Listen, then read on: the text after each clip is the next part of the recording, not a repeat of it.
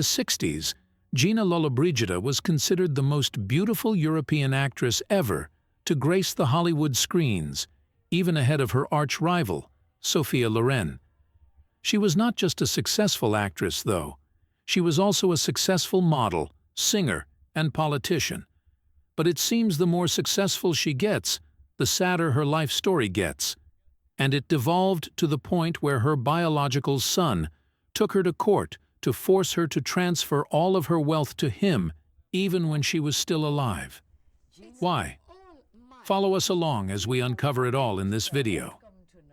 Gina Lollobrigida, the captivating Italian actress, rose to international stardom in the post-World War II era, when Italy's film industry rivaled Hollywood in global influence. While neorealism was a prevailing artistic movement, marked by poignant works like Rome, Open City, and Bicycle Thieves, it was Lollobrigida's enchanting presence that graced the cover of Time magazine in 1954, heralding a rebellion against this gritty style. With her sexy figure and a leering gaze, Lollobrigida exuded a magnetic charm that, according to the esteemed actor Humphrey Bogart, even made Marilyn Monroe pale in comparison. Life magazine hailed her as the ultimate argument for liberal immigration policies, while the New York Times critic Bosley Crowther dubbed her the original Italian bombshell, foreshadowing Sophia Loren's emergence as the quintessential Italian sex symbol. Lollobrigida, known fondly as Lololo, along with Brigitte Bardot and Anita Ekberg, became the embodiment of desire for an entire generation of moviegoers. Over the course of 25 years and more than 50 films, she garnered both adoration and skepticism as an actress. Film historian David Shipman believed that her lack of intensity and presence hindered her craft, reducing her sex appeal to mere billboard-like dimensions.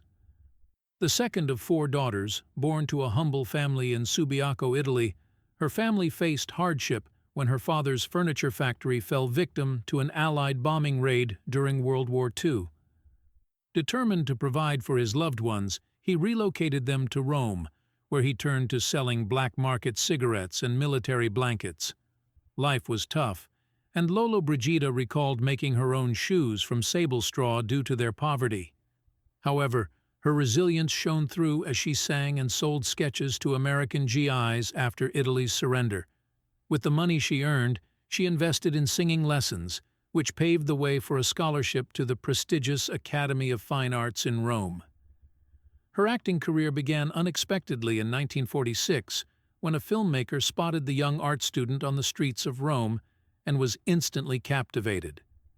Starting as an extra, she gradually landed more significant roles. Alongside her budding acting career, she ventured into modeling and even won the coveted title of Miss Rome, eventually placing 3rd in the Miss Italy competition. In 1949, she married Milko Skovac, a Yugoslav doctor who would later become her manager. But their marriage would suffer irreparable damage a year later. It all started in 1950 when a photograph of Lollobrigida in a bikini got into the radar of the billionaire industrialist and producer Howard Hughes. Captivated by her figure and beauty, Howard Hughes took a keen interest in Gina and was willing to do anything to bring her to Hollywood. And before long, he did. He whisked her away to Los Angeles, isolating her in a luxurious hotel guarded by strict security measures. Isolated from the world, Gina wasn't able to receive calls or mails. On top of that, Hughes urged her to leave her husband and even scripted divorce scenes for her screen test. She resisted his advances for a while, but exhausted after weeks of captivity, Gina finally succumbed to pressure and signed a contract before being allowed to return home. Embracing her newfound fame, Gina ascended the ranks of European cinema. Her vivacious performance in Fin Fin la Tulipe in 1952, a longtime renowned French star, Gérard Philippe, left a lasting impression.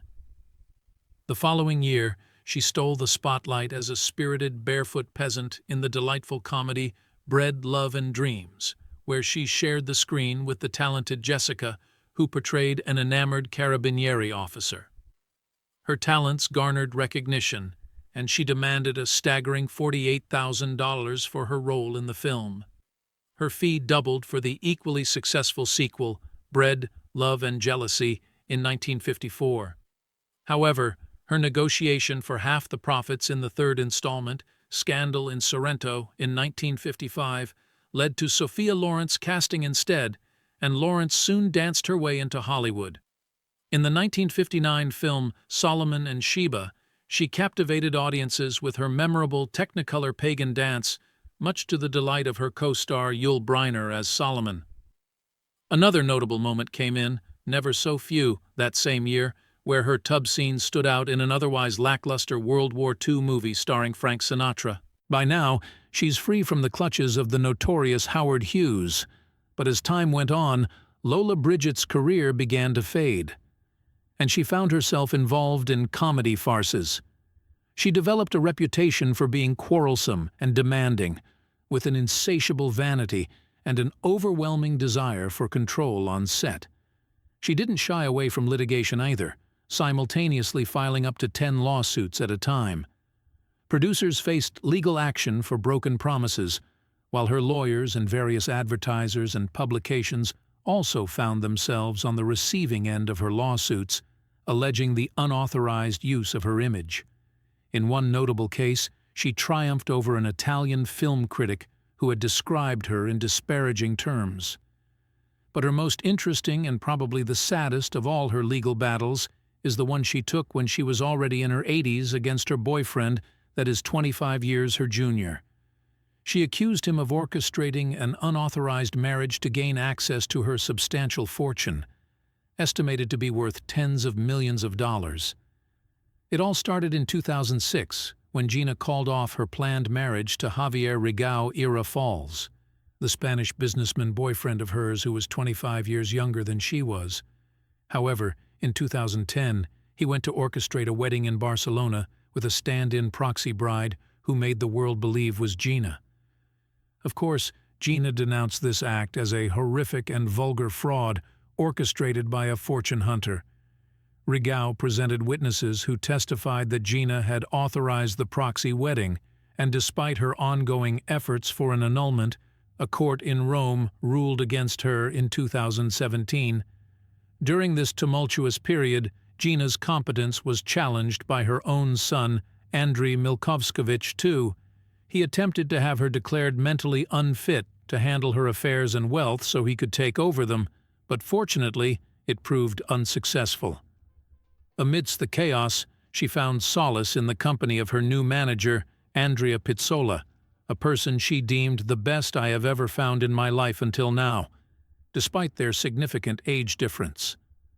But all of her trouble ended on the 16th of January 2023, when her career and life of over 9 decades rolled up.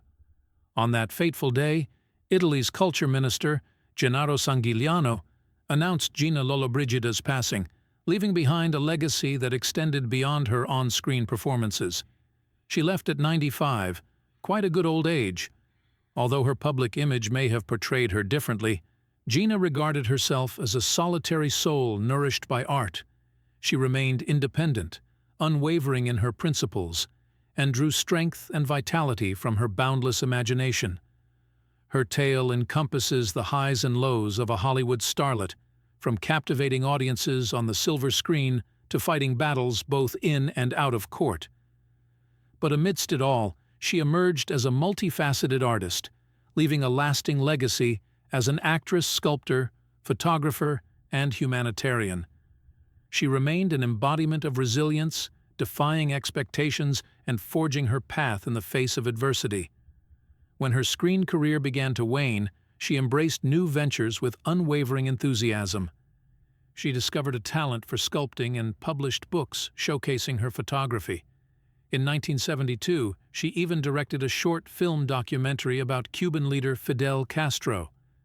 Additionally, she dedicated herself to fundraising for UN humanitarian missions, a noble endeavor that culminated in her unsuccessful bid for one of Italy's seats in the European Parliament in 1999. Throughout her joy, she managed to maintain her captivating presence, earning the nickname La Lolo and continually igniting the pages of scandal sheets and celebrity magazines for their personal trials stemming from her professed weakness for young men. As we bid farewell to the timeless icon, Gina Lollobrigida, we are reminded that legends never truly leave us. Today, we celebrate the extraordinary life of a woman who graced the silver screen with her ethereal beauty and mesmerizing talent. Gina's radiant spirit captured hearts around the world, and her legacy will forever shine brightly in the annals of cinematic history. If you enjoyed this video, there's a good chance you'll also enjoy the ones showing on your screen right now. Click, enjoy, and don't forget to subscribe to the channel. See you on the next one.